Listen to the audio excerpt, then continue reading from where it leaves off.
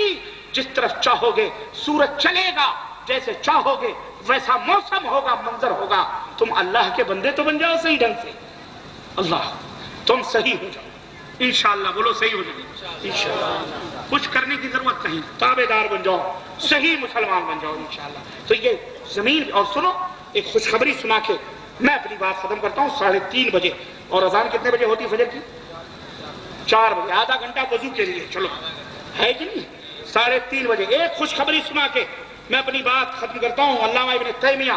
حافظ ابن تیمیہ رحمت اللہ علیہ، ہمارے منہج کے ایک عظیم الشان شخصیت، جس کا قد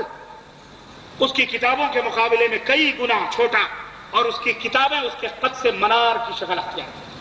وہ ابن تیمیہ جس نے علم کے دریا بہائے، جس میدان میں پہنچا اس میدان میں اس نے علم کے جواہرات بکھیر دیے۔ وہ ابن تیمیہ، اللہ اکبر، جس کی شخصیت کا عالم یہ تھا کہ جیل خانے میں سب سے پہلی کتاب لکھی الصارم المسلول علی شاتم الرسول، جیل کے سلاخوں کے پیچھے نبی کی گستاخی کرنے والوں کا انجام اس نے لکھا، وہ کتاب عربی میں اور اردو میں انشاءاللہ تعالی آنے والی ہے۔ کہنے کا مطلب یہ ہے یہ پہلی کتاب تھی۔ ابن تیمیہ رحمت اللہ نے اپنے فتاویٰ میں لکھا ہے کہ شام کے علاقے میں وہ مرابطین وہ 500 ہجری کی بات ہے، یا 1000 برس ہو، مجاہدین جو جہاد کرتے تھے، انہوں نے ہمیں شام کے علاقوں میں یہ بات بتلائی کہ جب ہم کسی قلعے کا محاصرہ کرتے تھے، کسی قلعے کا دشمن کا محاصرہ کرتے تھے، تو مہینوں گزر جاتے، وہ قلعہ فتح نہیں ہوتا، ہم تنگ آ جاتے، یہاں تک کہ سوچتے کہ اب محاصرہ چھوڑ کر اپنے اپنے ملک چلے جائیں، لیکن ہمارے جاسوس جو قلعے کے اندر ہوتے، کچھ دنوں کے بعد یہ ہمیں خبر دیتے، 1-2 مہینے کے بعد، کہ قلعے کے اندر جو لوگ ہیں وہ پیارے نبی کو گالی دیتے ہیں، وہ پیارے نبی کو گالی دینا انہوں نے شروع کیا ہے۔ تو وہ مجاہدین کہتے ہیں کہ جب وہ میرے نبی کو گالی دینا شروع کرتے، ہم اپنے محاصرے کو روک لیتے اور ڈٹ جاتے اور سوچتے کہ بس اب فتح ہونے والی ہے، کیونکہ اس قوم نے نبی کو گالی دینا شروع کر دیا، میرے نبی کو گالی دینا شروع کیا۔ چنانچہ 2-4 روز ہی گزرتے تھے کہ اللہ تبارک و تعالیٰ اپنے فضل و کرم سے ہمیں اس قلعے کے اوپر فتح یابی عطا فرماتا، وہ قلعہ فتح ہوتا تھا۔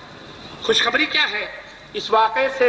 ایک نتیجہ نکلتا ہے کہ آج ڈنمارک اور ناروے، المانیہ جیسے ملکوں نے نبی کی توہین کی ہے کہ نہیں کی ہے، بولو، اور انہوں نے نبی کی تصویر بنائی نعوذ باللہ اور نبی کی توہین کری، تمسخر اڑایا۔ وہ دن دور نہیں، سنو یہ الفاظ تحریر کر لینا انشاءاللہ تبارک تعالیٰ، وہ دن دور نہیں جب انشاءاللہ تبارک و تعالیٰ یورپ کے ان زرخیز علاقوں پر، وہ ڈنمارک ہو، یورپ ہو یا کوئی بھی ہو، جنہوں نے بھی گستاخیاں کی ہیں، انشاءاللہ تبارک تعالیٰ ان کے ساحلوں پر، ان کے ملکوں پر مسلمان اپنے پیروں سے رو دیں گے اور توحید کا پرچم لے کے داخل ہوں گے انشاءاللہ تعالیٰ۔ فتح ہمارا مقدر ہوگی۔ ڈنمارکیوں،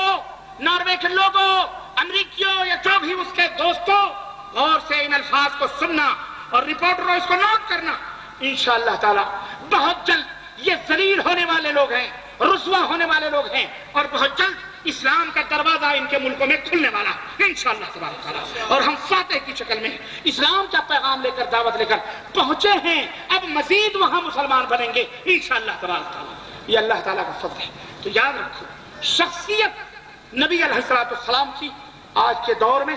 اس کو نشانہ، اس کو ٹارگٹ بنانے کی کوشش کی جا رہی ہے۔ یہ سازش ہے تاکہ اسلام کو مکمل طور پہ ڈائنامٹ کیا جائے، اس کی تعلیمات کو ختم کر دی جائے، اور مسلمانوں کو ٹیررسٹ دہشت گرد کہہ کر ان کے دماغ کو خراب کر دیا جائے۔ ایک آدمی چور نہیں ہے، لیکن جب چلتے پھرتے اس کو چور کہو گے تو کہے گا یار شاہانہ زندگی گزارنا بھی جو بدماشی ہے، تو کیوں نہ چوری کر کے دیکھ لیا جائے۔ یہ باقاعدہ ٹارچر کیا جا رہا ہے۔ مسلمانوں، اس سازش کو پہچانو، تمہیں ٹارچر کیا جا رہا ہے، نفسیاتی طور پر، ذہنی طور پر مریض بنایا جا رہا ہے، لیکن تم مریض بننے کی کوشش، ہاں، نبی کے اخلاق، نبی کے عادات، نبی کے اطوار، نبی کا طریقہ، اسلام کی امن و شانتی، اسلام کی دعوت لے کر کے پریم اور محبت سے، الفت سے اپنے ملک اور پرائے ملک جہاں بھی رہو، اخلاق سے اپنے لوگوں سے ملو جلو اور اپنی عادت ڈالو۔ یہی سیرت طیبہ کا درس ہے اور یہی نبی کریم صلی اللہ علیہ وسلم کی تعلیم ہے اور یہی شریعت مطہرہ ہے اور یہی ان 3 باتوں میں سے ایک بات ہے جس کی تفصیل میں نے آپ کی خدمت میں رکھی ہے۔ اللہ کی معرفت اور بولو اس کے شریعت کی معرفت اور بولو جو نبی یہ شریعت لے کے آیا ہے اس کے سیرت کی معرفت۔ اللہ تعالیٰ ہمیں ان کی تعلیمات حاصل کرنے کی توفیق عطا فرمائے اور اللہ عز و جل ہم سب کو قرآن سنت کے اوپر چلنے کی توفیق عطا فرمائے، آمین یا رب العالمین۔ جو کچھ بیان ہوا ہے وہ آغاز باب تھا۔ وصلی اللہ علی نبینا محمد وعلی آلہ وصحبہ اجمعین، والسلام علیکم ورحمۃ اللہ وبرکاتہ۔